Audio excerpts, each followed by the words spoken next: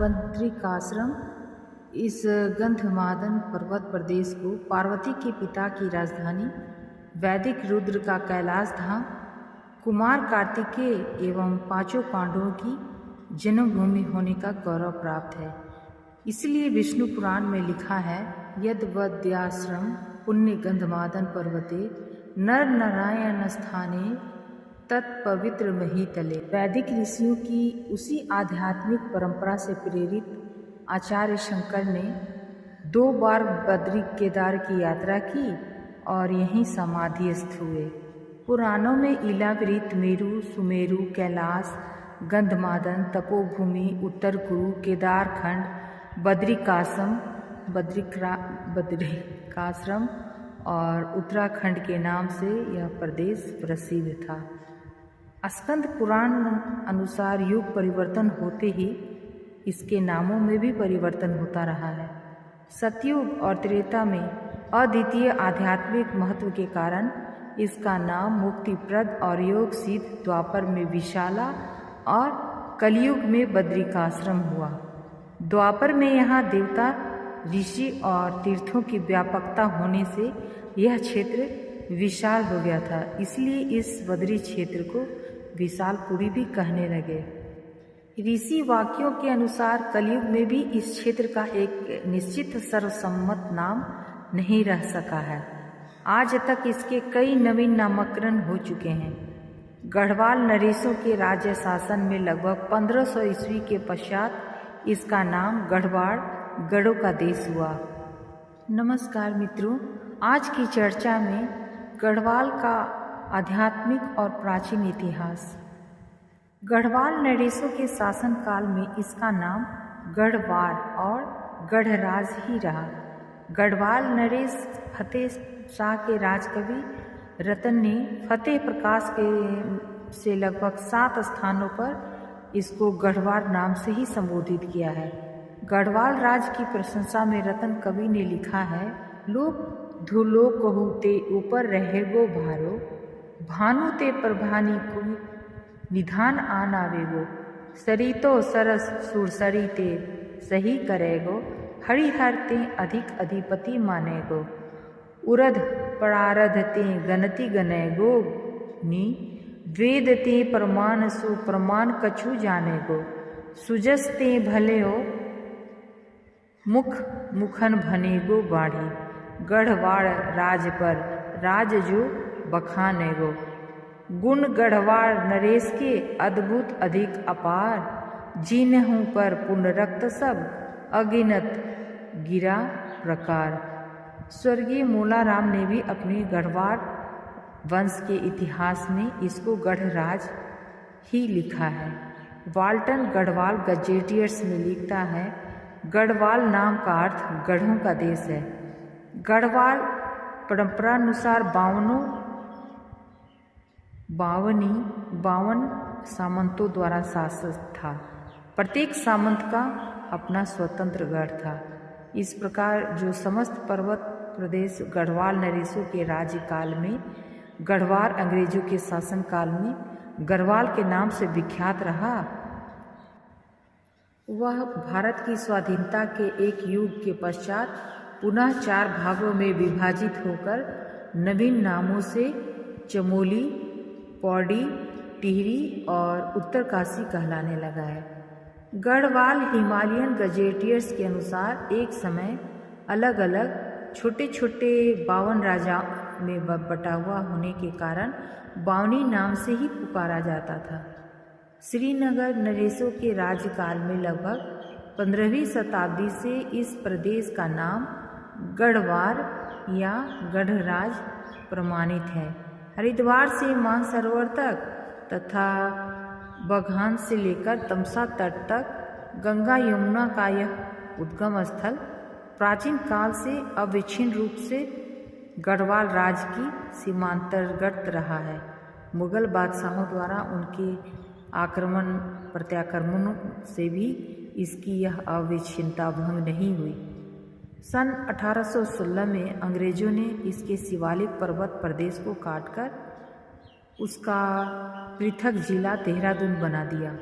और ऋषिकेश का क्षेत्र भी उसमें मिला दिया तथा हरिद्वार और कनखल का चंडी परगना सहारनपुर में सम्मिलित कर दिया। गढ़वाल केवल 52 गोढ़ का ही नहीं वरन गढ़ों का देश रहा है। प्रत्येक पट्टी में जिस अनुपात से यहाँ प्राचीन दुर्गों के भग्नावशेष सुरक्षित हैं, उसके अनुसार यहाँ लगभग 100 से कम भग्नावशेष नहीं हैं, जिसका प्राचीन इतिहास अविदित है।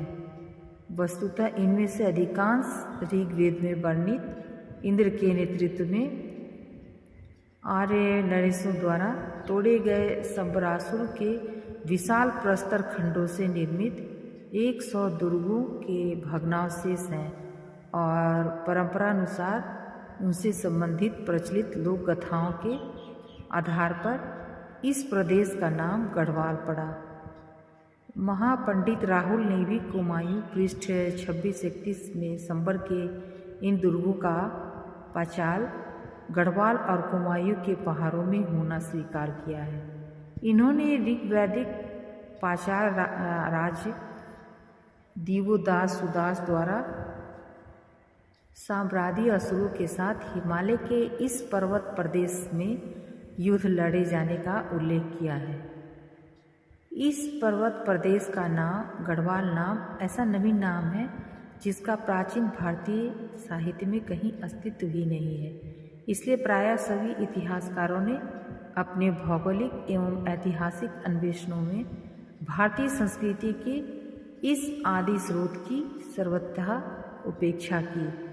व्यास और कालिदास ने अपने समस्त काव्य ग्रंथों में हिमालय को प्राकृतिक श्री से संपन्न जिन जिन प्राचीन तीर्थस्थलों का वर्णन किया है, वह मध्य हिमालय का यही भूभाग है जो गंगा और अलकनंदा का उद्गम स्थल है। वे एक भी कश्मीर में नहीं वरन अस्पष्टता गढ़वाल की भौगोलिक सीमा के अंतर्गत है। परंतु व्यास विशेषकर कालिदास के सभी मीमांसकों ने उन्हें निसंकोच कश्मीर तथा भारत के अन्य भूभागों में स्थापित करने का प्रयास किया है। भूषण और मतीराम श्रीनगर में गढ़वाल नरेश फतेह शाह के आश्रित भी रहे हैं, परंतु मिस्र बंधुओं ने गढ़वाल के श्रीनगर को कश्मीर का श्रीनगर लिखा है। उन्होंने मतीराम ग्रंथावली में भी बुंदेलखंड की कल्पना करके श्रीनगर गढ़वाल नरेश फतेह शाह को फतेह शाह बुंदेला लिखा है। गढ़वाल नरेश फतेह शाह और गढ़वाल के श्रीनगर के संबंध में सरोजकर, शिव सिंह सेंगर और गोविंद गिल्ला भाई ने जो भूल की, मिस्र बंधु भी उस भूल से नहीं बच सके। गढ़वाल नरेश फतेह शाह की प्रशंसा में भूषण और मतीराम के अतिरिक्त एक और रतन नाम कवि रतन ने फतेह प्रकाश नामक जो सुंदर काव्य ग्रंथ लिखा है, उस पर भी उक्त सज्जनों ने बुंदेलखंड ही में किसी फतेह शाह बुंदेला और श्रीनगर की निराधार कल्पना करके गढ़वाल की भौगोलिक एवं ऐतिहासिक स्थिति के संबंध में अपना अज्ञान प्रकाशित किया है। प्रसिद्ध हिंदी शब्दकोश शब्दार्थ पारिजात में गढ़वाल को उत्तर भारत का एक नगर लिखा है।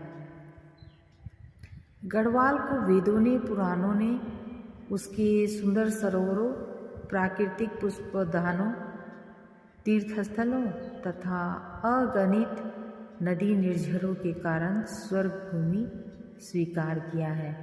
वह आर्य संस्कृति का आदि स्रोत है।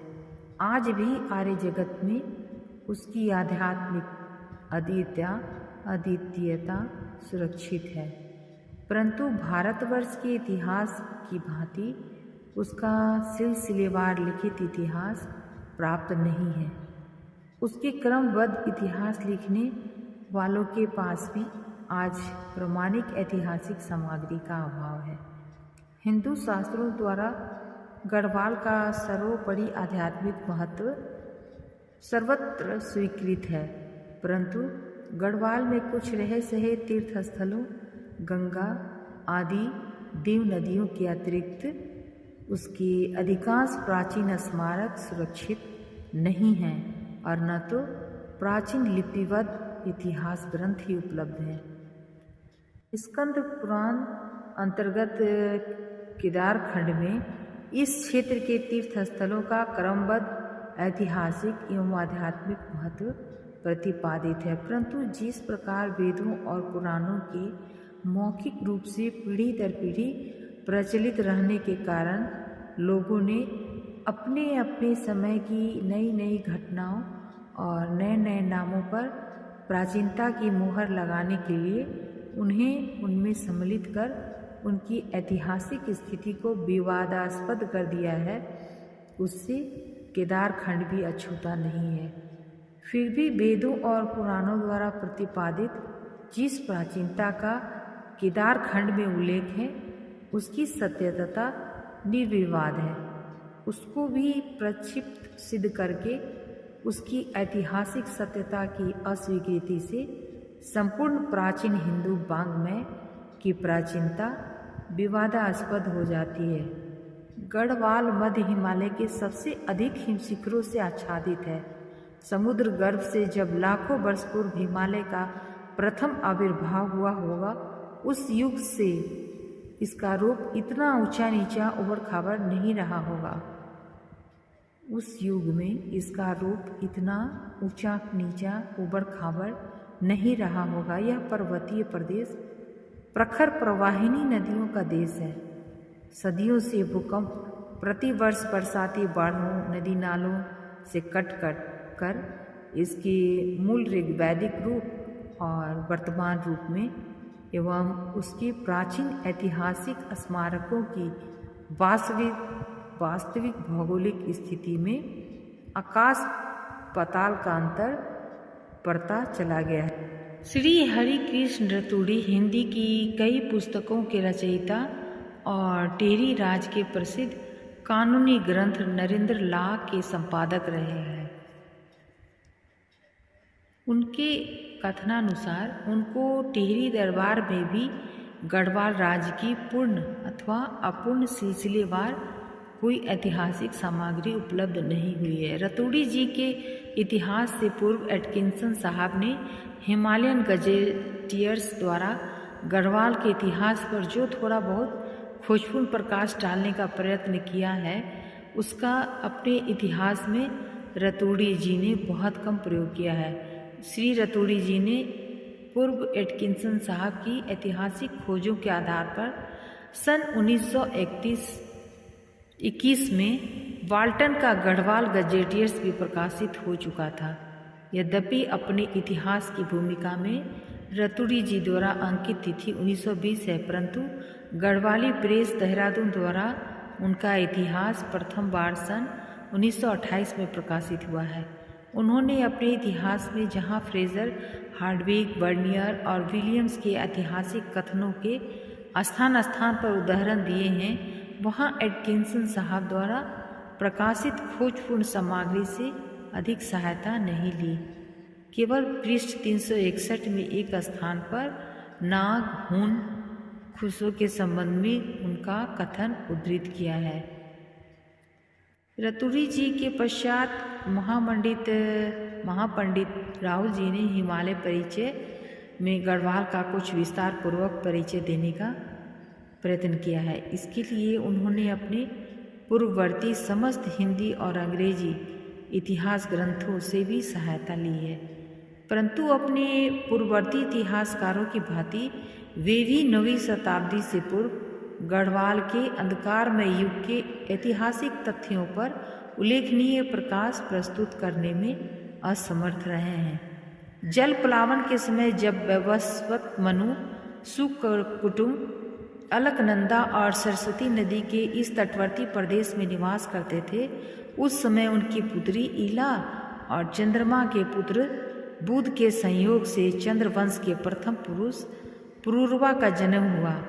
बद्रीनाथ में नर नारायण आश्रम के ऋषि नारायण की पुत्री उर्वशी और राजा पुरूरवा की परिणय लीलाओं का पुराणों में विस्तार पूर्वक जो वर्णन है, उससे उस क्षेत्र की भौगोलिक सत्यता स्पष्ट है।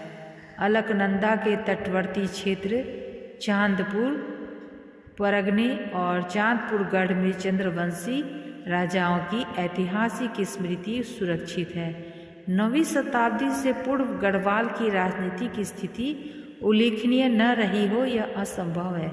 अत्यंत समृद्धशाली कतियु राजवंश के राजकीय अधिकारियों एवं कर्मचारियों की नामावली आधुनिक युग की सर्वोत्तम शासन सत्ता के लिए भी अनुकरणीय है। अभी तक प्रायः समस्त इतिहासकारों द्वारा वह उपेक्षित है। उक्त नामावली से कतियूरी शासन को असाधारणतया प्रमाणित हो जाती है। हाल ही में श्री शिव प्रसाद डबराल ने उत्तराखंड यात्रा दर्शन लिखकर एक भारतीय अभारतीय विद्वानों की सम्मतियों के उदाहरणों द्वारा प्राचीन और अर्वाचीन गढ़वाल के आदि दैविक आदि भौतिक और आध्यात्मिक महत्व का प्रतिपादन किया है, परंतु उसमें भी प्राचीन गढ़वाल के सामाजिक, धार्मिक एवं राजनीतिक इतिहास का क्रमबद्ध वर्णन नहीं आ पाया। भूगर्भ शास्त्रियों के कथनानुसार हिमालय दक्षिण के पर्वतों की भांति सुदृढ़ नहीं है, उसमें भूचालों का भय निश्चित है। हिमालय की अपरिपक्व अवस्था में भौतिक विप्लवों का यह भय और भी अधिक रहा होगा। ऋग्वैदिक काल में पर्वत प्रदेशों में ऐसे भूकंपों द्वारा बार बार पृथ्वी के प्रकंपित होने का उल्लेख है, अर्थात इंद्र वह है जिसने प्रकंपित पृथ्वी को स्थिर किया, जिसने विचलित पर्वतों को शांत किया, जिसने व्यापक अंतरिक्ष का विस्तार किया और जिसने आकाश को अचल किया। उसने इधर उधर हिलने डोलने वाले प्राचीन पर्वतों को अपनी शक्ति से स्थिर किया, मेघों से जल को गिराया, नीचे गिराया, विश्व धरित्री पृथ्वी को अचल किया, पृथ्वी और आकाश का स्तंभन किया। डॉक्टर संपूर्णानंद आर्यों के आदि देश पृष्ठ 45 में लिखते हैं कि प्रत्यक्ष ही इन मंत्रों में उस काल की स्मृति है जबकि हिमालय आदि पर्वत भूगर्भ से ऊपर उठ रहे थे, भूकंप बराबर आते थे और ज्वालामुखी विस्फोट होता था। ओकले साहब ने होली हिमालय के पृष्ठ 142 में हिमालय के इस क्षेत्र में बार बार होने वाले इन भूकंपों द्वारा प्राचीन स्मारकों की अपार क्षति का उल्लेख किया है। वे कहते हैं, गढ़वाल के प्राचीन स्मारक समय समय पर आने वाले इन भयंकर भूकंपों से बार बार विनष्ट होते रहते हैं। इन्हीं आकस्मिक भौतिक विप्लवों के फलस्वरूप प्राचीन गढ़वाल में अत्यधिक जनधन की अप्रत्याशित क्षति और अन्य अनेक सामाजिक व्यवस्थाओं के कारण समय समय पर गढ़वाल की प्राचीन प्रामाणिक ऐतिहासिक सामग्री और ऐतिहासिक स्मारक तत्कालिक जन समुदाय के साथ नष्ट होते रहे हैं। पुराने भूकंपों का हमारे पास लिखित प्रमाण नहीं है, परंतु सन 1803 में भादों की अनंत चौदस की आधी रात्रि को जब सब लोग सोए हुए थे, गढ़वाल में एक ऐसा आकस्मिक भूचाल आया जिससे इतिहासकारों के कथनानुसार गढ़वाल की 80% जनता अपनी सदियों से संचित बहुमूल्य संपत्ति सहित सर्वत्र टूटे हुए पर्वतों और भवनों में दबकर नष्ट हो गई। यह अप्रत्याशित भूचाल 7 दिन और 7 रात तक लगातार होता रहा। पंडित बद्रीदत्त पांडे ने अपनी कुमाऊं के इतिहास पृष्ठ 395 पर तथा श्री कृष्ण रतुरी ने गढ़वाल के इतिहास पृष्ठ 418 में इसकी असाधारण भयंकरता का उल्लेख किया है। इस दैवी प्रकोप से गढ़वाल को समस्त जनता में हाहाकार मच गया। 20% लोग जो जीवित बचे अव्यवस्थित, आहत, अर्धमृत, अस्थिर और सर्वथा आश्रयहीन होकर इधर उधर असहाय भटकने लगे। पर्वतों में दरारें पड़ गईं, गांव के जल स्रोत सूख गए। गढ़वाल के प्रसिद्ध चित्रकार मोलाराम भी, जो 1803 में जीवित थे, अपने गढ़ राजवंश के इतिहास में लिखते हैं, 60 साल भूकंप ही भयो, शहर बाजार महल सब ढयो, भार पाप को पड्यो महाई प्रजा पीड़न ब्रह्मा हत्याई, मरे हजारों गढ़ के माही, खबर गई कतिपुर ताई। इस भूचाल से कुछ ही वर्ष पूर्व संवत 1751-52 के भयंकर अन्न काल में जो आज भी गढ़वाल के इतिहास में इक्यावनी बावनी के नाम से अविस्मरणीय है, जनता पीड़ित थी। परंतु इस ऐतिहासिक भूचाल ने उनको कहीं का भी नहीं रखा।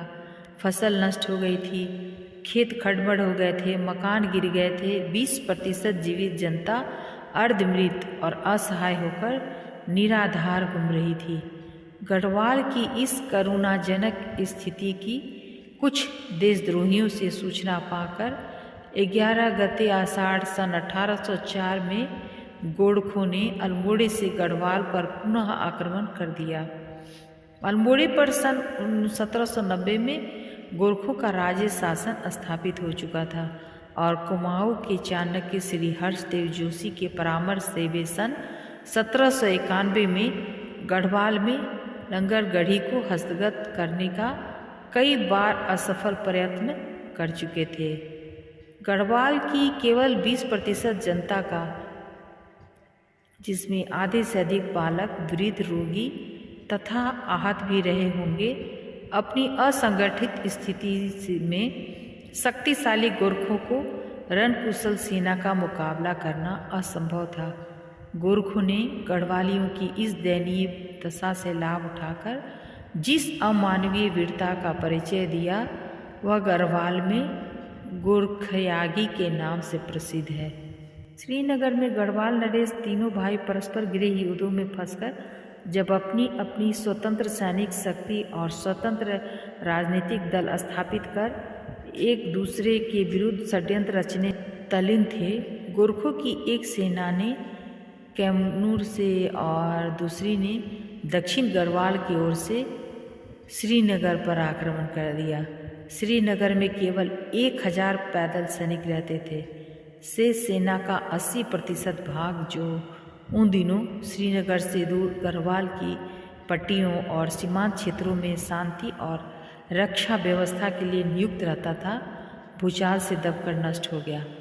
अत्यंत सीमित शक्ति और अव्यवस्थित युद्ध साधनों के होते हुए भी उन 20% जीवित अद्भुत गढ़वालियों ने गोरखों का जिस वीरता से मुकाबला किया, वह स्वयं गोरखों के लिए अत्यंत आश्चर्यजनक और कल्पनातीत था।